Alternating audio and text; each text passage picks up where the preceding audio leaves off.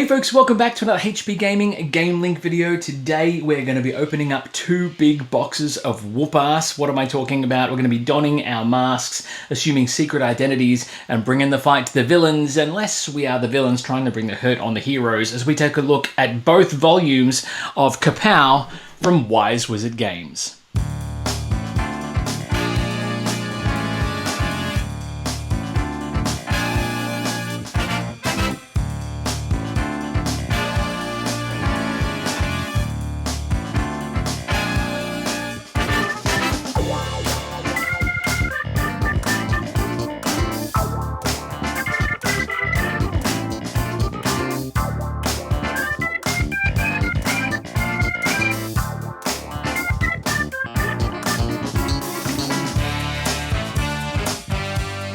Hey folks, thank you very much for joining me. For those of you who don't know me, and you should by now, my name is Matt, and as I said in the tease, I am going to be going through Kapow Box 1, Kapow Box 2, and we got a couple of little something extras here for you as well, which we'll get through if time allows. Who am I kidding? We'll show you what's in those boxes. Kapow, for those of you who don't know, is, think deck building, think bag building, but with dice. It is literally a dice building combat game in which you take on the mantle of one of the heroes or villains in these boxes and bring the hurt on your opponent. As those of you who watch the channel will know, I am absolutely shice when it comes to dice rollings, unless I'm a dungeon master. In which case, I will most likely have this handed to me on a silver, have my ass handed to me, I should say, on a silver platter. We're going to skim through box 1. Just to sort of bring you up to speed on the content that was already available, and then have a look at box 2, which is brand spanking new. So let's get into it without further ado. I am a sucker, as those of you who watch the channel would know, for a deck builder or a bag builder, Quacks of Quedlinburg, for example. So when a game said they were going to do a dice structure, I mean, Wise Wizard is known for Hero Realms, Star Realms, all that crazy stuff. So when they said they were doing a dice game, dice builder, I was intrigued. Kapow had been out for a little while. I hadn't played it. Kapow 2 launched on Kickstarter, I think 2 years ago now. Pandemic, who knows? It's been a while. I thought, look, let's get in on it. And of course, looked at the price. I was like, you know what? If I'm going to get this, I want all of the pretty things. So we did. We got everything. So plastic goes on the floor, as we know. And I believe some of this has already been released and covered, so I will skim through it. But whoop, on the overhead, you can see it there. Crazy comic book style artwork. I dig it. It's like a serious version of Spell Wars, Epic Spell Wars, Armageddon, Annihilageddon, I should say. The heroes and villains that are in this box, there is 3 of each. And I just like the idea that it's comic booky without being tongue-in-cheek. It's actually taking itself seriously, which is kind of good. So we've got the box there. That's fine, I'll go there. My camera is doing stupid things again, but that's all right. The rulebook, which is basically straightforward. Each round you will roll dice, you will assign dice, and then based on your dice assignments, you will score points, deal damage, or sorry, not score points. You will deal damage, deal defense, or power up your dice to get new abilities, or even purchase whole new dice that you can build upon. You have area set up. Now, I will say, this is designed as a 1v1 or a 2v2 game. Obviously with the other box, I think there's a more multiplayer mode involved, but I don't see why you couldn't just have a crazy epic game, play at a higher level, and go for a free-for-all with 4 players. It is what it is. So let's have a look here. There's only 2 health trackers in the box though, so I guess that's why you just need your own ways of scoring. How to set up, what the character board means, ability section, selection I should say, attack and defend in turn order, power up in turn orders, clean up, and then obviously play examples of each and what the symbols mean. I do like the fact that the symbology in this, from what I understand, is pretty straightforward and not language dependent. The only bit that's language dependent would be the individual abilities of the different heroes, but the symbology as well I think is pretty straightforward. How to do co-op modes, etc., which is brilliant. We have, now I love the fact that there's a bit of screen action where you can actually hide behind these. So if you look up here, you've got the Kapow screens here. So that's on display. You roll your dice behind that so no one can see what you're assigning dice to until the reveal, which is awesome. But if you look on the overhead, you'll see that there is the references here. It's like a mini DM screen, which I kind of dig. Trait dice, action dice, non-wild, any face, etc. Dice requirements for each die, the trait dice anatomy, red, yellow, purple, green, blue. Red is great because there is no blank side on that die, which means you're going to be able to use that effect at all times, which is brilliant. So you've got a green then, assuming that's villains. This guy looks nasty. Then you have the heroic side, which is more of the same, I should say, the front of that one, but I sort of did in the main camera. There you go.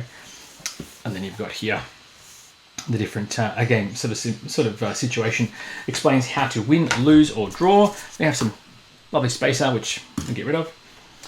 Then we have dice, funnily enough.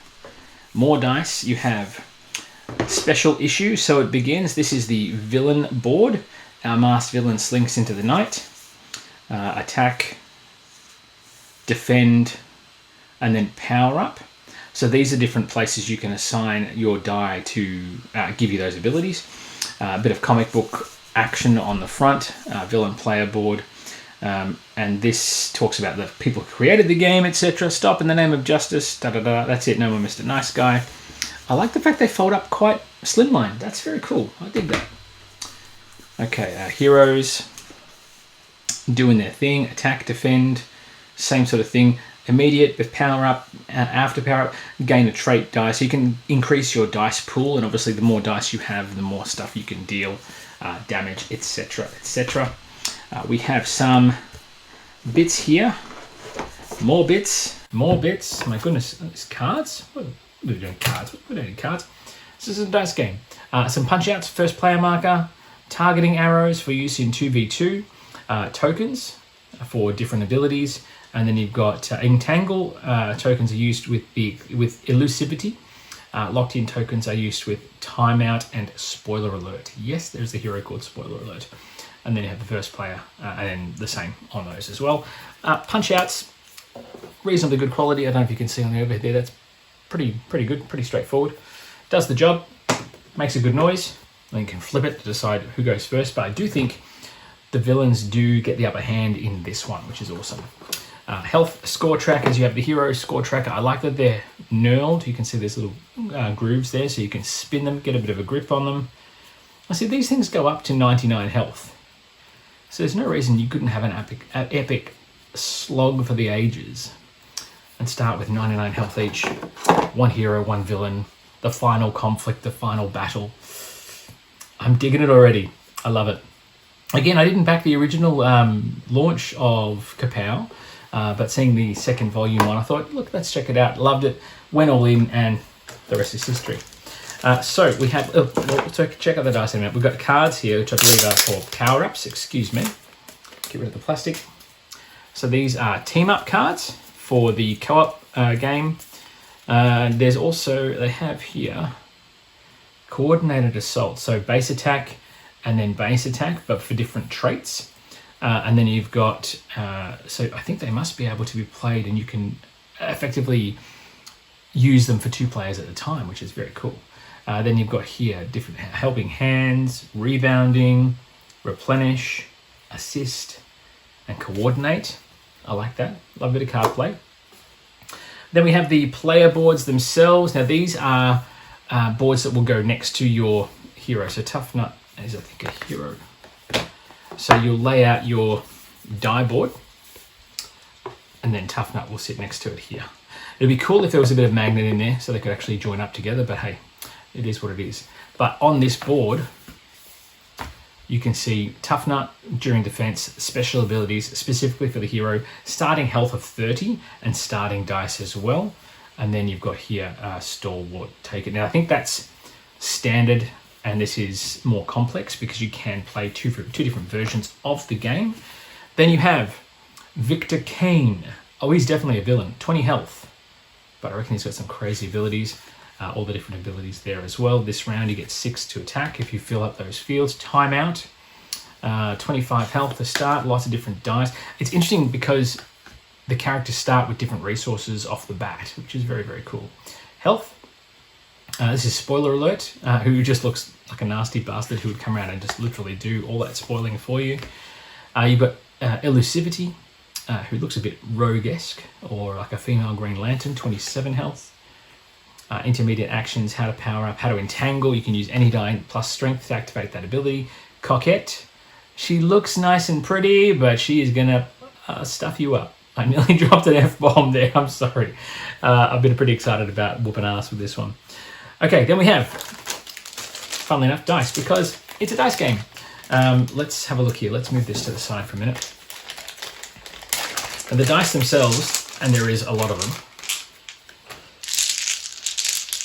Oh, such a satisfying noise. So the die are different colors, green, red, purple, yellow, blue, and they've got all the different symbols. I think there's wild, there's strength, there's defense, there's shields. Red has lots of attack options on there, and they're screen printed, which I'm not a fan of, but ultimately they still look like they'll last. They will fade over time the more they're thrown together, but that's okay. And they work. I did not get as much attack as I would like. I got 1, 2, 3 attack. Out of all the dice, I got 3 attack symbols. Brilliant. This is going to go well for me. But the trait dice are where your starting abilities and everything else come from. You can upgrade to get more trait dice, or power up as it's known, which is fine. But that's not where the fun of the game truly lies.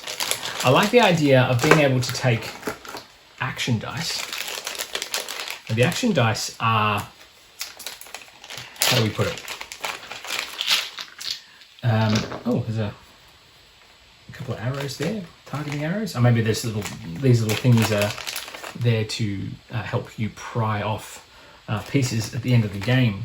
So these action die are literally just blank 6-sided D6 on their own, and they look pretty generic. Not very special at all, but what's great about these is you can power up these action die with these little pieces here and build your own dice, i.e. a dice building game. So you've got different symbols to different things, and they literally just clip in like that, okay? And then I've got I might take because I rolled so badly with my attack damage, I might take another attack, maybe another attack, and then now I've got a 50% chance of getting nothing, but on the off chance I will get something of that, there's going to be potentially damage. A wild, not bad. Damage, nothing. But as you play, another damage. So as you play through the game, you'll be able to customize your D6 and your action dice based on what you need to help you better activate your abilities. And that's fantastic. I do believe these resources are meant to be limited, so once they're gone, they're gone. So you better grab them quick, particularly if you're in a battle royale situation. And then, let's just see here, if I use this little pry stick to get under there, I should be able to just snap those out. That's very cool. A little bit fiddly at the end of each game to have to do that, but at the same time, I think it's worth it. I think it's worth the pain, because it means you get to customize your D6 every single game, and every time you play, you're going to have to come up with a different strategy. Yes, you could use the same hero or villain and adopt their strategic ways, but I think being able to, I don't know, every player is going to find their own strategy, so being able to use those different abilities against the different players that you come up against, that's quite cool. And I mean, the health is not, starting, I think max I saw was 30 health, so it's not a lot. And I think some of the attacks you'll be doing up to 6, 7, and if one of the characters I think has a double attack, so it can do base damage times the modifier or kicker or whatever it's called, end up doing 8 damage per turn. That's a short game. So again, you can adjust your health dial to suit and just house rule that if you wish. I dig it. That, my friends, is everything in the base box of Kapow Volume 1. And I clear it away. Now, we do have some exclusives from the first Kickstarter for Kapow Volume 1. Should we do those now? Maybe we should do those now, just because we can. Let's get these boards away. Villain, I think I put the hero board underneath. Whatever, it is what it is. Tokens. Put that away, that back in there just because. We've got the boards, or the screens I should say. The rule book. And then we've got that one going on here. Comic book inspired buildable dice game. Dig it. There is that one. Then we have the Volume 1 exclusives. This pack contains Half Moon character board, the Worm character board, Sawmill Jackson Mega character board, 30 Grey Faces, requires Volume 1 and or Volume 2, ages 12 plus. I'm okay, I can play this one. Let's have a look, rip it open. So these are exclusives from the original OG campaign, and obviously allow you a few extra bits and bobs. Grey. That one can go on the floor. Grey Faces. What if that gives you the ability to then fill up other players' dice so they stop and just take up those slots? That's kind of cool. Nasty, but kind of cool. Let's have a look and see what we've got here. We have Sawmill Jackson. Sawmill Jackson starts with 40 health. 40 health. You've got the Worm. He's nasty. Starts with 19 health. That's it. Gosh. Ongoing. You may place Grey Faces as X Factors. Each opponent loses -3 health for each of their dice that show Grey Faces during power up. Oh, he's my kind of guy. I love it. Poison over time. I dig it. I dig it. I dig it. I dig it. You got Half Moon. Some sort of crazy wrestling dude. I like that. Ooh. All right. So this is a mega board for Sawmill Jackson. He's a giant treant that's basically got a chainsaw arm. This guy's nasty.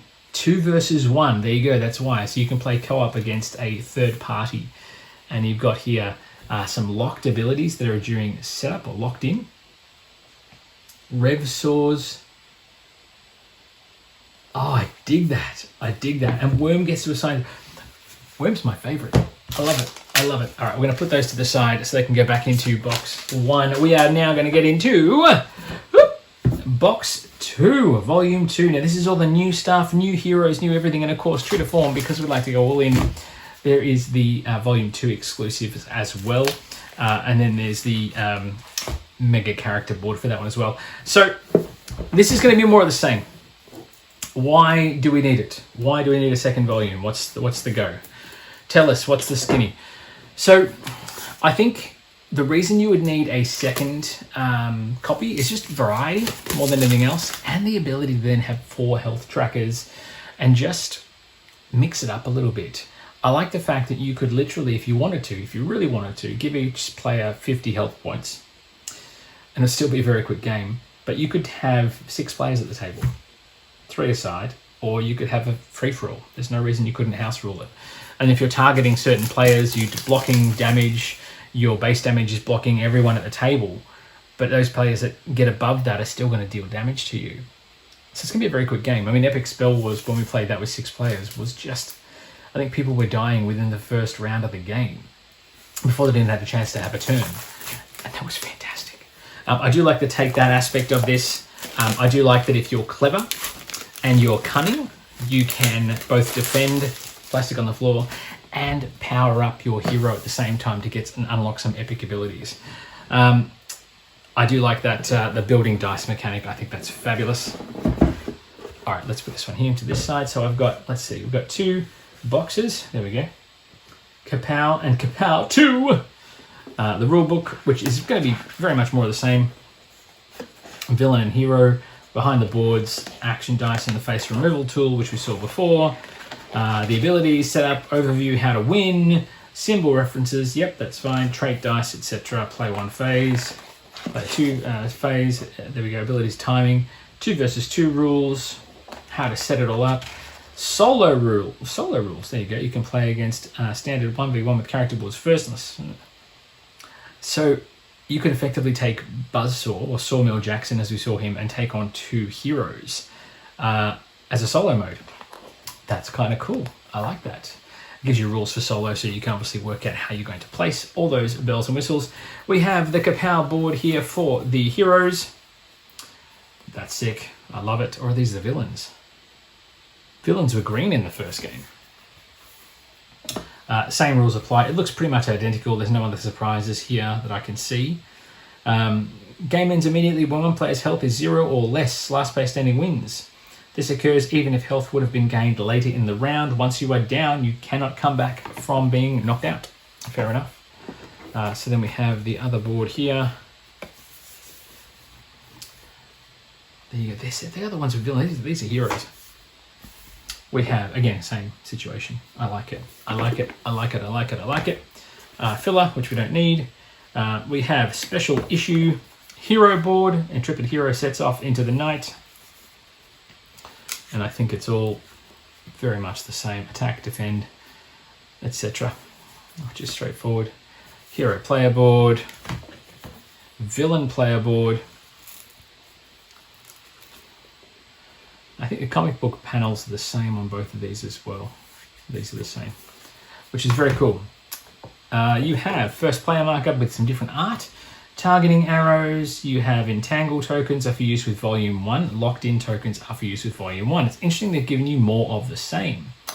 That's interesting. I mean, I would have thought they would have had some other sort of token for the new stuff, but whatever, that's fine, it is what it is. Then you have all of the player boards. You have Spore, who starts with 20 health. You have 235, who starts with 30 health. Mindset, who only starts with 23. Fuse, Crescendo, and Reverb, who has a Chorus of Chaos ability. You may exchange one of your trait dice with one of your opponent's trait dice, your choice. You can do that during setup. Ooh, that's a bit of stuffing around and messing around with stuff right off the bat. I like it. Your team up cards, which I think are going to be the same as the other game here. Kapow, team up, the art's the same. Yep, they are pretty much the exact identical cards. Launch, cover fire. I do like the team up ability, that's cool. Giving yourselves the option to mess with the other players. The hit dials, the spin down dials are all the same, just different artwork for the different box. You can see that I can't, other than Worm was very cool. Nothing else is really jumping out at me, although Reverb's ability to swap out other players' dice, that's pretty nasty. The dice themselves are here. Just gotta make sure they work. Oh, what is going on with my camera? It's been crazy. Computer's running overtime. Always the way. I've got 1, 2, 3, 4, and whatever that one was. Some more attacks in this box. That's good. Good for a start. Put those to the side. The action dice and these ones, there's no other symbols that are different, so they're very much the same, which is fine. More faces means more of a pool. Maybe I'll combine them all in one box and then just only have to get the one box out. And we'll see how we go. So that's that. Let's have a look at the exclusive extras for Volume 2. And I mean, this way we've got, what's that? 1, 2, so it's at 6, 12, 16 heroes and villains to choose from, and the 2 mega boards as well for the mega villains. That's cool. Kind of dig it. And then we've got those grey tokens as well, which is interesting. I think I'm going to get those out of the way. More grey faces. This is really stuck in here. There we go. Get rid of that. Porcupine. Let's get into it.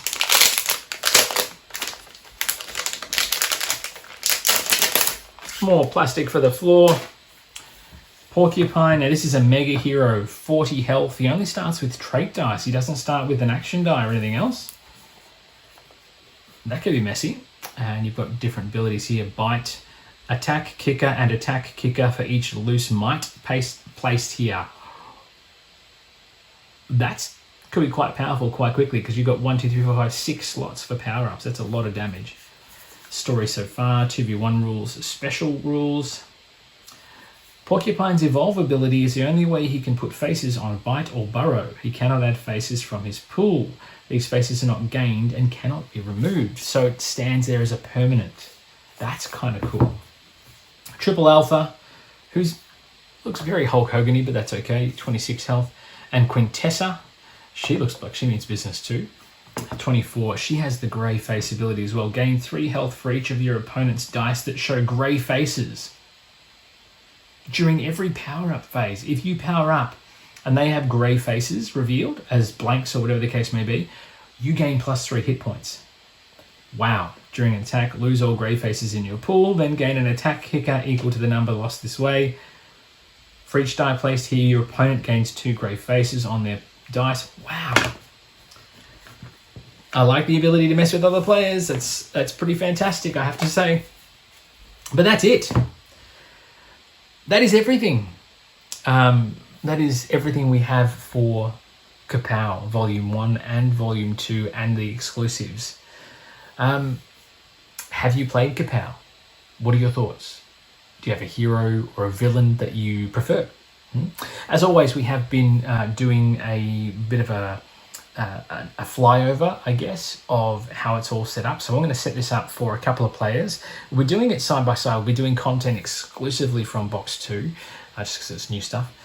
Show you what it looks like when it's set up for a 2-player game. And then we'll go from there. But without further ado, folks, let's roll that footage.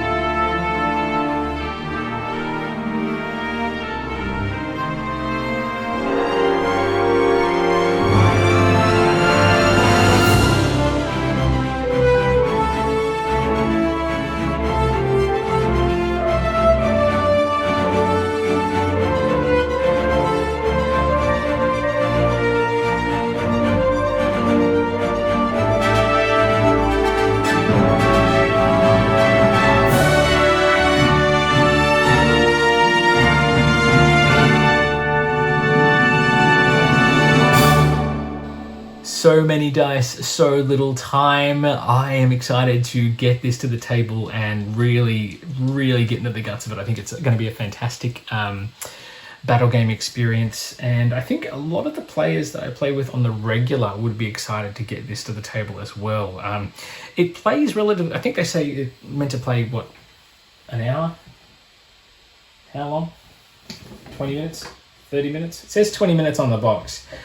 20 minutes, maybe once you've got a few games under and you sort of know how it works, it's fine. And if it's just 1v1 in a team game, I'm pretty sure it would be a longer process.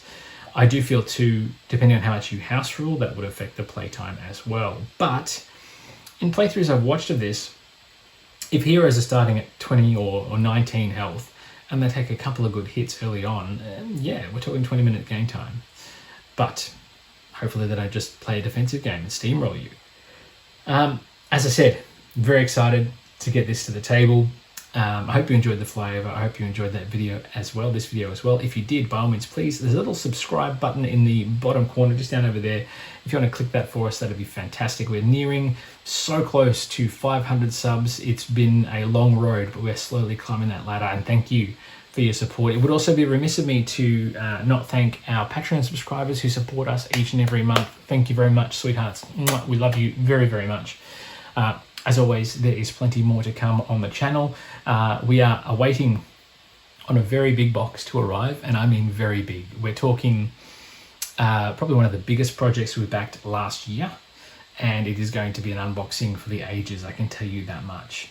So please stick around for that. If you have any comments, questions, suggestions on which heroes you prefer, by all means, let us know in the comments below. Otherwise, we will see you back here at the table for more epic board game madness in the not too distant future. But right now, it is bye for now.